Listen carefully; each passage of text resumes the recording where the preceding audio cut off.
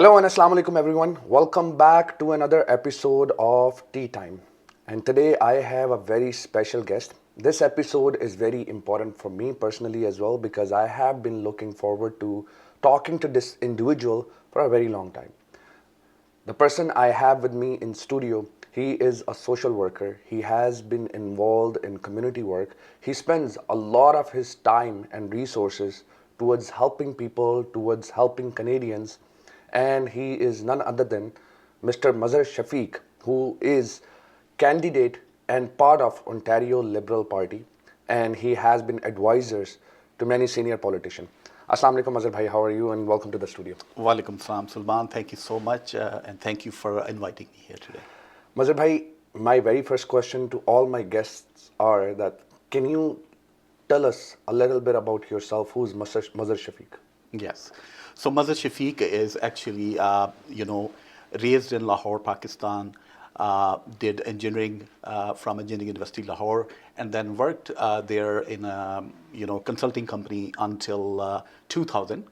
So I immigrated to Canada in 2000 with my one-year-old son and my wife. So last 26 years, I am here in Canada, and I'm proud to be a Canadian. As new immigrants, I went through the challenges, getting job in my own field. So that was, getting the engineering job, that was a huge challenge. So I did upgraded myself and then got a job in automotive industry. So I worked there as a quality engineer until 2008.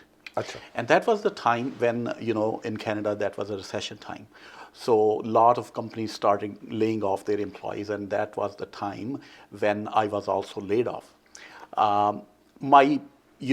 Politically, I was always very active in Pakistan during my student life and also here in Canada. So when I came to Canada in 2002, actually, I joined the Liberal Party of Canada and Ontario Liberal Party. Right. So in 2008, I was actually helping Rob Oliphant, who was running for a nomination in Don Valley West. So I helped him during the campaign, and after the election, actually he offered me a job. He said, you want to work with me? And I said, I don't have any experience working for a politician. So he said, just get a small contract for 6 months, and then if you don't like it, you can go ahead and start searching for your engineering job. So I accepted that 6-month contract. Right. And honestly, that was a life-changing experience for me. That was the time when I switched from my engineering profession to a political life. So since 2008, I worked with a lot of politicians. I worked with Rob Oliphant.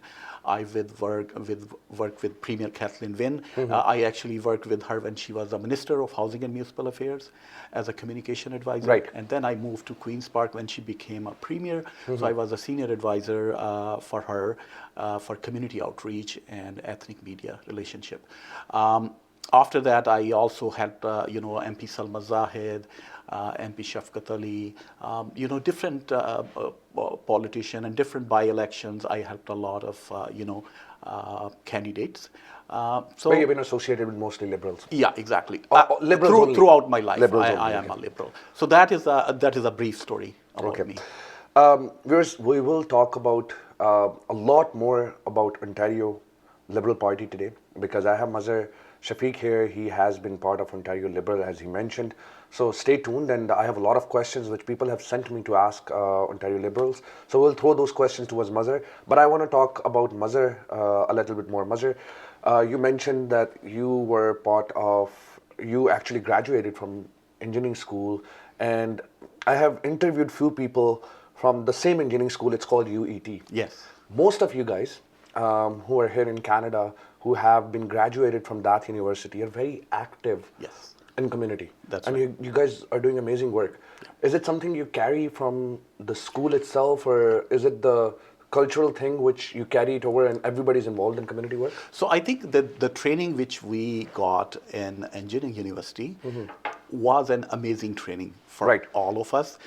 It actually, teaches us not only the engineering skills, but also the leadership skills. Okay. So I think that is why our UET members are so active here in Canada, like Salim Chaudhry, and there are many others who are very active in the communities and in the social work area. Right. So I think this is the training which we got at the Engineering University Law. Right. I'm hoping to get Salim Chaudhry here and Yes. talk to him about this as well. And I recently interviewed Kamran Qureshi. Yes. And there's a subject which is in my mind which I really want to ask about is transition from an engineering school and coming here as an engineer professional. That's another conversation to have, but this is very important conversation. Yeah. Mazhar bhai, being an advisor to a political entity and then deciding to move into politics yourself, that's a major step because it doesn't just involve your social skills, your abilities, but it involves a lot of resources in terms of your relations and network as well. Yeah.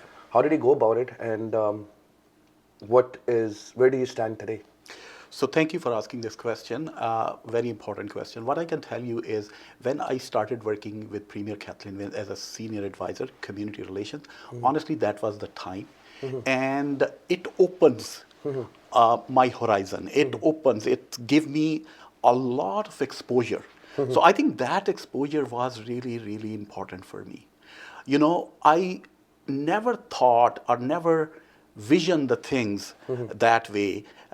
But when I was working at Queen's Park, dealing with those people like CEOs and high-profile people, and about the policy and all that kind of stuff, I think that was the time when I realized, oh my God, this is the area where we are missing our people.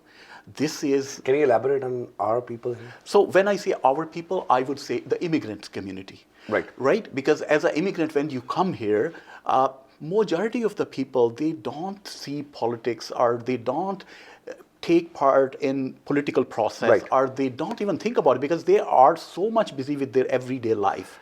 Sorry, I'm interrupting and I want to hear problem. from you, but I'm interrupting because do you believe that what they have observed back home, wherever they're from, the political, cultural, Yes. and the level of democracy Yes. is very different, and Yes. they do not want to get involved. 100%. Yeah. 100%. So I think that is a baggage which we brought here. Yeah. But the problem is people still think that politics everywhere is like this, which Yeah. is not true. Which is not true. Politics Absolutely. here in this country is very different. Every single voice count.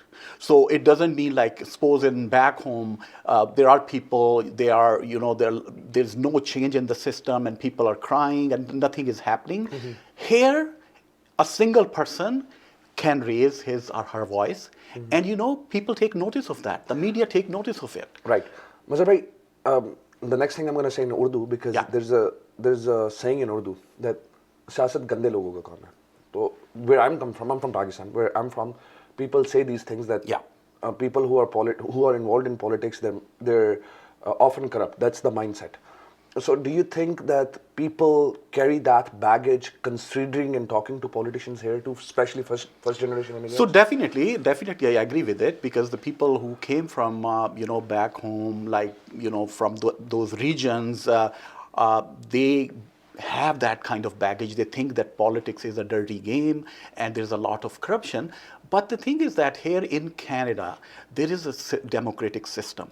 There is opposition, and we are answerable to not only to the public, but also the opposition. We have a question period where they ask questions. So it's not easy, so I think that is something which once the people involved in this political process, they will be aware that that is not the same system.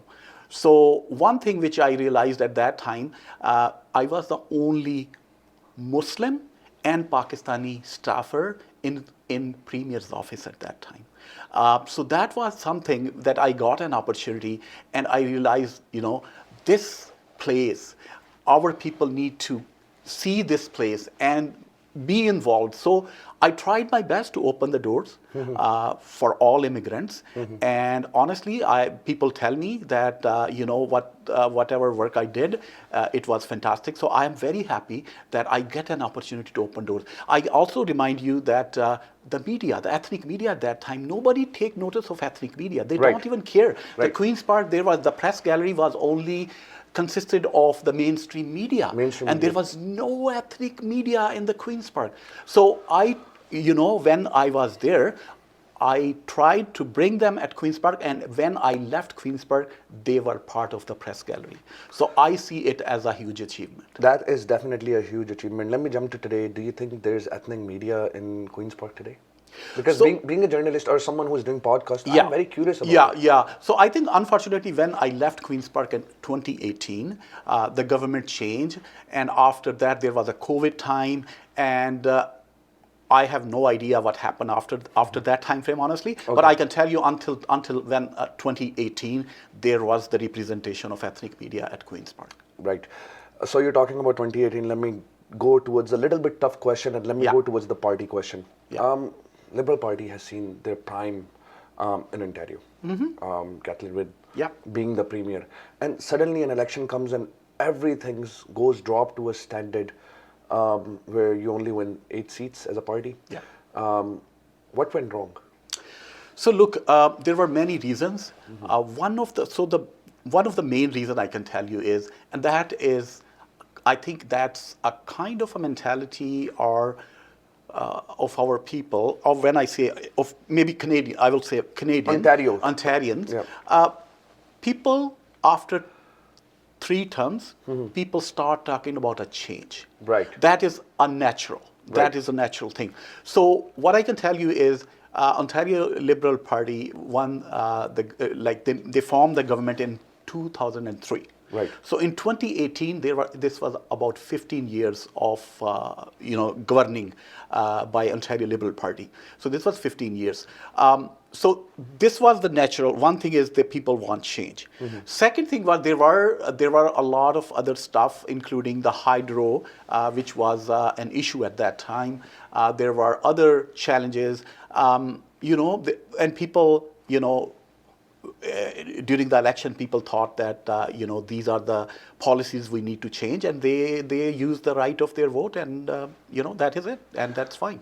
Right. I'm jumping back to 2018. The policy discussion might not be fresh in my mind, but I do know a few major debates and discussion. I'll go to that, but let me ask you this question. Yeah. 2018, Yeah. Federally, Ontario was the most strong hub for Liberal Party federally. Yes. So, what happened when federally people of Ontario are supporting Liberal Party, but provincially they're leaning more towards conservative? Oh, that's a great question. So what I can tell you here in Canada, people differentiate between both parties. So Ontario Liberal Party is a different party, and Federal Liberal is another entity. I understand that, but there's no connection. Yeah. They're not interconnected. Yeah. Okay. The thing is that some conservatives I have seen who federally vote for conservative, provincially vote liberal. And I have seen opposite. Right. Some people, they vote provincially conservative, federally liberal, because their voting is based on the policies.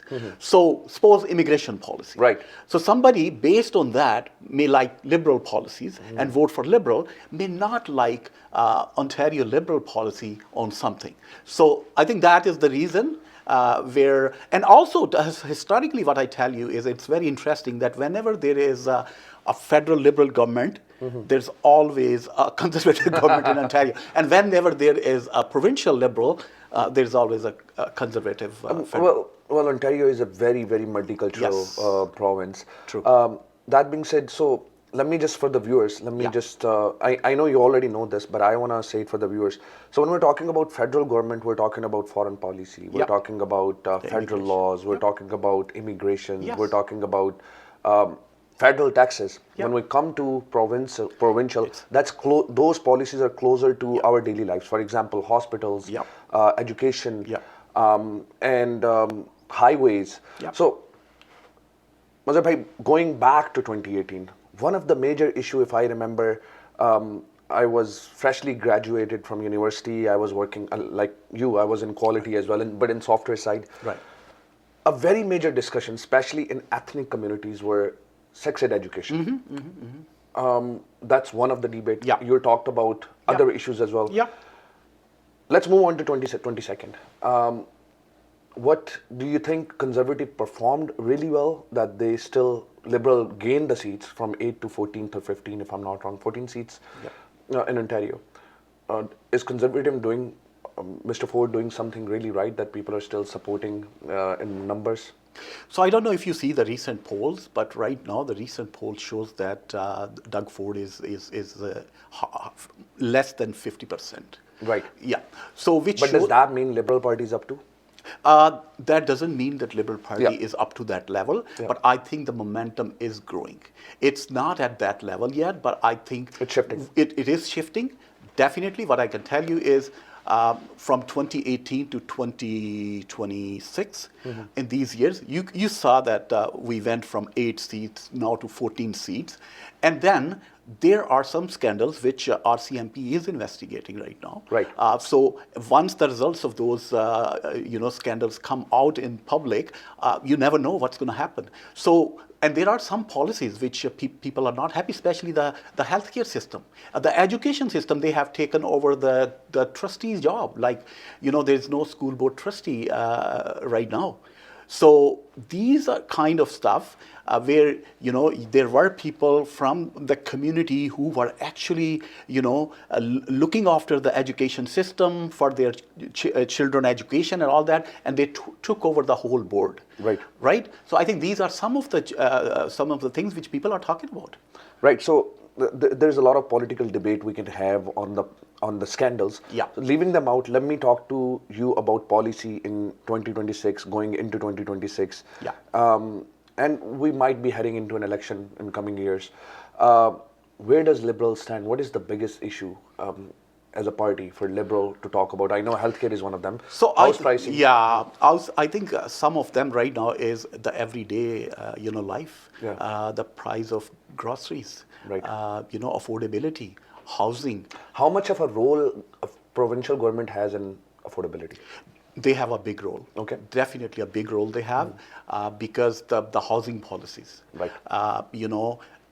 All other areas where healthcare, if you see the healthcare today, if you happen to go to an emergency, at least 8 hours, 8 to 10 hours. I can imagine. Yeah, I've heard from people. Yeah. So these are the challenges, and the education system right now. It's when the Ontario Liberal was in government, the class size was limited. We have a cap on class sizes. Right. Right now, there is no cap on class sizes, which means the teacher cannot focus. Like, if there are more children, the attention to each child, that's not possible. So you can imagine where we are going and where we are heading right now. I want to jump into Liberal Party business, Ontario Liberal Party business, but I do want to ask you, Conservatives, and let me not just say Conservatives, let me say Mr. Ford's government, Premier Ford's government, has a lot of claims that they have made progress in terms of crime control, in terms of housing policies, and of course, Prime Minister Carney recently announced, you being from the automobile industry, recently announcing the business in EV. Mr. Ford was in China. They had very good conversations around, so they're making progress. So they are making a lot of claims towards their credit. That's right. So what do you think about that? So what I can tell you is, you tell me, if a person who is working on a minimum wage and he has to rent an apartment, and imagine how much is the rent for a single bedroom apartment in GTA. If I can tell you, in Toronto, it's around $2,000. Mazhar bhai, I don't know if you noticed the smirky smile on my face. Yeah. When I was a student, we were told ethically the 33% is the amount which should go towards your mortgage or rent. Exactly. People are hitting more than 60% now. That's true, and that's true. So if you are saying that he has, achievements, or he has done a lot of, I can tell you is people are struggling. People are struggling these days. It's very hard for them to buy groceries, to afford a rent or a mortgage. These are big challenges. Do you think if Liberals sitting in the Queen's Park, things will get better? So I think definitely we need to make sure that affordability, that should be the provincial responsibility, to make sure that there are housing available. So right now, Mark Carney, at federal level, they are trying their best, but I think we need to have a provincial partner who work along with the federal Liberals and make sure that we deliver those things. Right. Mazhar bhai, I want to jump towards Ontario Liberal Party's leadership business. But before that, let me ask you one controversial question, which is more of a federal questions. Yeah. But I want to know where do you think Liberal Party of Ontario stands? Yeah. And that's towards our neighbors from South and their Yes. policies, very aggressive policies. Yes. Conservative leader of Ontario, Mr. Doug Ford, Premier Yeah. Doug Ford, has very strong stand against it. Yeah. Where does Ontario Liberals stand in this matter? So Ontario Liberal, I don't know if you saw the statement, we definitely want, the automotive sector is a big sector in Right. Ontario. Right. While Mark Carney actually, there was a contract with China, there are around 50,000 EV cars will be coming here. Right. So while this is a good, but we also want to make sure that we also encourage our local industry here in Ontario. Right. So we need to make sure that we have those kind of, set up, or we give them those incentives to make sure that this automotive industry don't die. We want to make, because Ontario is a lot of, we are dependent on automotive sector. Of course we So we need to make sure that while we are making sure that there are EVs, cars coming here in Canada, we also need to make sure that our local industry, our local manufacturing industry, make sure that Which it is also directly progress. affected by the policies of our neighbors at South. That's right. That's Right. right. So we need to make sure that we make those kind of policies which encourage this industry to grow. Right. Mazhar bhai, I'm having a lot of fun having this conversation, Thank you. but and I want to keep asking questions because sure. it's an opportunity for me to Yes, learn too. yes. But let me jump towards intra-party issues, or not issues, rather than decisions which had been made recently. Yeah. We have seen that when after 2018, when party went downstream, we saw a change in the leadership. Yeah. That didn't work out. Yeah. So what happened, Mr. Del Duca? Yeah. So I think the beauty of this system is Yeah. it's a democratic process. Right. It's a democratic system. End of the day, we are answerable to people. People choose us. That is people trust. Right. So after 2018, we lost the election. Then we have a leadership race. Stephen Del Duca became our leader, and he ran the election. Unfortunately, we lost again. There were a lot of good policy in our platform, which was, one of them I can tell you is the post-secondary education, which was actually, Very big issue. it was a huge big issue. And Yeah. in the policy was that it will be free. So, but I don't know, there were many other issues where You're talking about post-secondary education or post-secondary education? post-secondary Okay. education, Okay. the university level, Yeah, the of course. college level Yeah, education. Yeah, but the thing is, again, it is people choice. People still believe that Doug Ford is doing good job, and they voted for a Conservative Party, and that's the political That's a democratic process. procedure. Right. And after that, we had a new leadership, which was under Bonnie Crombie leadership. So from Before we jump Yeah. to Bonnie Crombie, I want to talk about the race between, if I'm not wrong, Yasir Naqvi? Yasser Naqvi. Yasir Naqvi and Bonnie. Yeah. Bonnie Crombie is very successful mayor of Mississauga and very Sure. well known for her work. Yeah, yeah. So is Yasir. Yasir Yeah, is very well yeah, known for yeah. his work, his social work as well. Yeah. When the intra-election race happens, what is really the discussion? What, when we're talking about liberal and conservative, we're talking about policies. Yes. I already know. I want my viewers to know. Yeah. What is the discussion and what do people consider when they're choosing a leader? So what I can tell you is, as you already mentioned, the provincial level, it's health, education, housing, all this kind of stuff. Right. So that was, different candidates have their platform. And then, when there were debates, they were talking about different ideas. And then the members of the Ontario Liberal Party choose whoever they feel was a good person to represent them. Right. So the policies. So the policies is there, but is it because generally, if you're saying liberal, you get an idea it's going to be liberal policies. Yeah. Right? Yeah. But I think it's about the approach they're going to take to achieve those policies, or how to implement those policies. Yeah. So the thing was, there were a lot of very good plans, and it was that fiscally responsible, making sure that we don't be in debt, but also to make sure that our public health sector, like healthcare, education, there are spendings. So I think the main platform was towards that direction, that the healthcare for everyone, the education, good education for everyone, affordability, housing, these were in our platforms at that time. Right. Very recently, I'm coming to very present time now with the Ontario Liberal Party. Yeah. We have seen whether a discussion within the party members or what's the right word, delegates, Yeah. deciding that if they want to support Bonnie Yeah. as their leader. She won, but after the election, she decided to resign.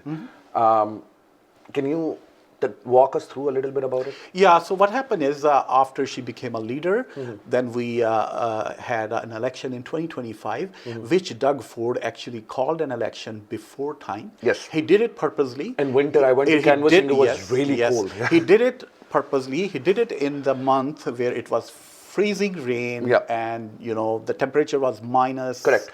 So he knew that liberal voters, the thing is that they are very motivated, but you know, when these kind of situations, they will not come out and vote as compared to the conservatives. The conservatives, they don't care, they will go and vote. So this was the issue, because a lot of people we cannot mobilize.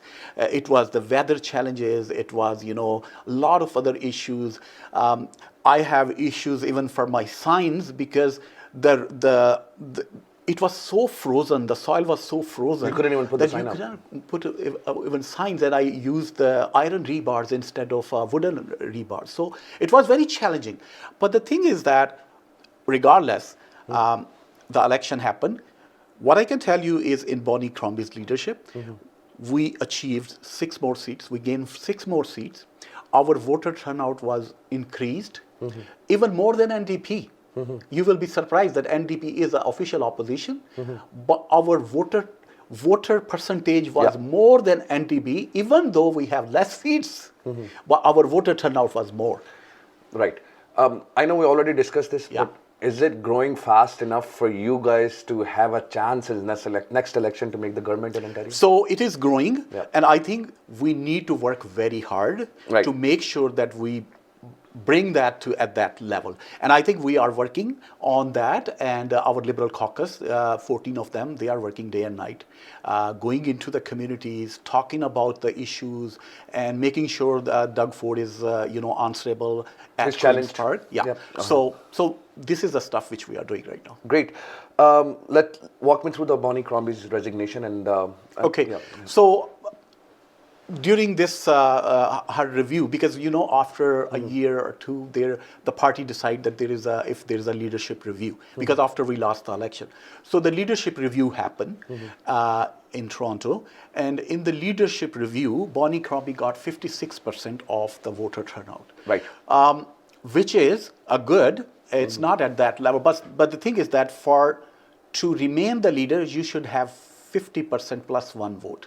Right. So she got that percentage. She was elected as a leader again. She was declared as a leader, but then she decided that she wanted to resign because it was not that majority, like 70%, because I think she was expecting about 75% of. So she was expecting majority delegates to support her, exactly. But it wasn't. It was not. It was 50%. Yes. She became elected, but she just felt that a new leader can be. Yeah. So she if you see the rules, regulation, bylaws, she can still remain the leader. Right. But it's her choice. She decided to step down and give an opportunity to somebody. Correct. So, Mazhar bhai, the next question I'm going to ask you, I would also request you to explain this a little bit in the language which is common to a lot of, which is my language, because a lot of my viewers are from Pakistan and India. Let's speak quickly in English. So what's the procedure next? What's happening now? So today, I'm not sure if you saw that today the rules were announced. Right. So our Ontario Liberal Party announced the rules today for our next leadership. So what's going to happen is from today until September the 6th, this is the timeline, this is the deadline in which the people who registered themselves as an Ontario Liberal member, who join Ontario Liberal Party, they will be able to vote. They will be able to vote for who? For the leadership. So the leadership is, okay, sorry, go ahead. Yeah. So this is the process that right now, anybody who become a member of Ontario Liberal Party, the cutoff date is September 6th. So anybody who become a party member by that date will be able to vote for the leadership. Leadership race is going to happen in November of this year. Okay. So November 9th to November 20th, that is the time frame where you can vote. And the first time, they have also, going to online voting. Okay. So this will be a very helpful. People can vote from home. So you were expecting a bigger a number to vote, bigger number of to people vote. will be able Right. to vote. Right. On November the 21st, party will announce the new leader. So that is an opportunity. Right now, about the candidates, so today, because the rules are announced today, now you will see the candidates will be announcing their candidacy. There will be a deadline. I'm not sure yet what the deadline to submit the candidate forms. But once all the candidates, by that date, whoever submit the forms, they will review the forms and make sure if it's fine, and then they will announce who the candidates are. What is the qualification for a person to be a candidate of the race? So to be very honest, there is not a hi-fi, like you need to be a resident of Ontario, you need to be 18 years of age, and you have, you are eligible to, become a candidate. Right. That is not hard and fast. Do you need to be part of a delegate Liberal member, or do you need to be a ticket holder? No, not at all. But it's recommended? Anybody, but the thing is that if you are an engineer, if you are a doctor, you need to have a training. I think for politics, either you should have a passion, you should have a community involvement, or you should have a know-how about how this political process works. Then you will be able to. Right. Yeah.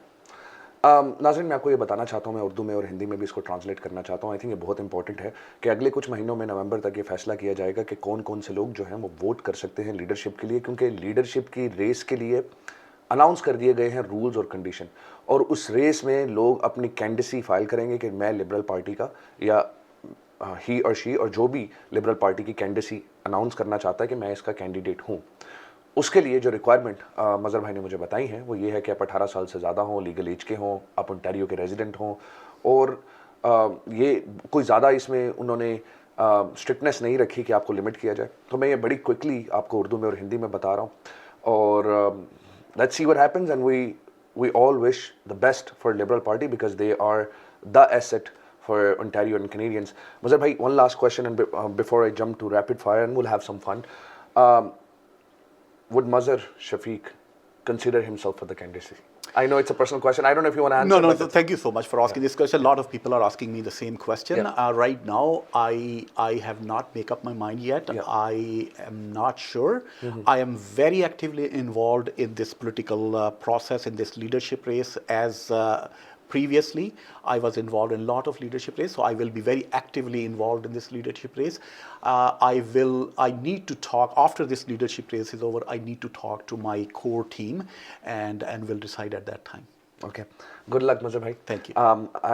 As I said, it's amazing to have this conversation. I have been looking for this conversation for a while, and the number of times I've called you and bugged you about it. So sorry about that. No. It was a pleasure to have you here. Thank you. Let me end the show in a lighter note. So let me go towards a rapid fire. The idea is, for some questions, I'll give you an options. For some questions, the first thing which comes to your mind, just say it out loud. So let me start with the sports. What's your favorite sport? Cricket. Which team is your favorite cricket team? Keep it in mind, the Cricket World Cup is going on right now. I know, Pakistan is always my favorite team. Pakistan's always your favorite team. Pakistan and Canada plays. Who would Mazhar Shafiq will be supporting today? That is very challenging. Yeah. That is very challenging. But it's a win-win. It is a win-win for any of them. Yeah. Win, it's our win. Yeah. Yeah. Mazhar bhai, let's go towards a little bit Pakistani community, diaspora in Canada, because you're very involved. There's a lot of people who are working social work, especially in art industry. Any name which comes to the mind of Mazhar Shafiq that this person is doing a lot of work, and I appreciate it. In art? In art, movies, industries, so writing. For movie, I will say my sister. I call her sister. She's like a sister, Rubina Faisal. She's doing an amazing work. Right. And I saw in one of her I had an movie, opportunity you to work was with her, yes. also acting in that movie, and amazing. So she's doing an amazing work, and Right. I think it's. Mazhar Shafiq, what is your favorite Bollywood actress of all time? I know you watch Bollywood movies because we've talked Yeah, offline. yeah, So, yeah, yeah, so what's yeah. your favorite Bollywood actress? I would say, there were so many. There was Juhi Chawla Okay. and Madhuri Dixit. For a very long time, I am not too much into the movies, Okay. but those were some of the names. All right. Childhood hero. Who's your childhood hero growing up that this person, I want to be like him? We always see Imran Khan. Imran Khan. Imran Khan as a cricketer, yes. All right. Let me go south of the border for a politician. I'm not asking you this question as a politician, but being a Canadian, we are very influenced by the Yes. President of the United States of America. Yeah. Who is your favorite President of America so far? Barack Obama. Barack Obama. Yeah. Mazhar bhai, I'll give you two options now. You have to pick one, and I'm going to go back towards movie industry. Titanic or Mission Impossible? Mission Impossible. Mission Impossible. So you like action more than romance. Okay, great. If I take the name of two Bollywood heroes who are very famous, who would you pick? Shah Rukh Khan or Salman Khan? Shah Rukh Khan. Imran Khan or Shah Rukh Khan? Oh, sorry, not Imran Khan. Amir Khan or Shah Rukh Khan?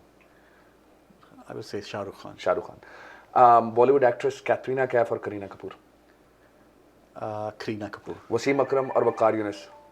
Wasim Akram. Wasim Akram. Saeed Anwar or Amir Sahil? Saeed Anwar.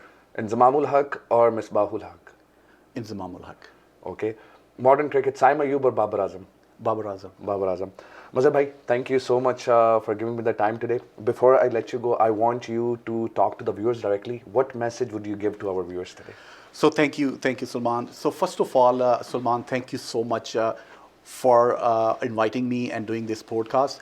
I really want to appreciate your efforts to make sure that community is aware about the political process and bringing the awareness within the community. That is amazing work you are doing. So please continue doing that. As far as the community, I just want to make sure that I know the political baggage which we have from back home, but honestly, in this beautiful country of Canada, it is a democratic country. It is a democratic process here.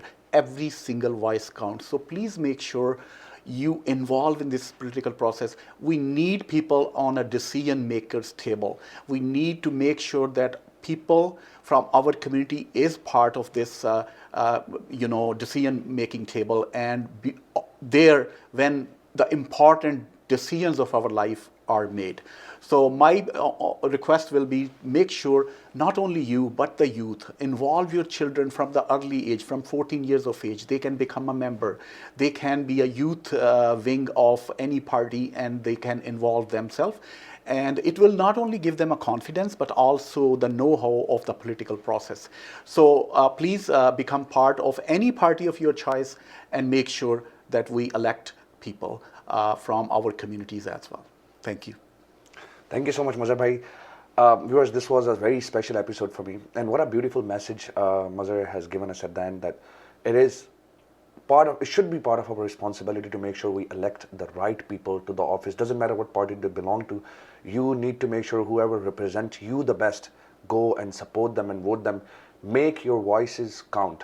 And I personally believe we need to educate, especially first generation immigrants. We need to educate our second generation more, to be more involved, to be more part of the system, be it politics, be it bureaucracy, be it policing, or in any way we can help our province, our country. That's the way to go for future. With that, I'll take your leave. This is Salman Arshad. See you next time.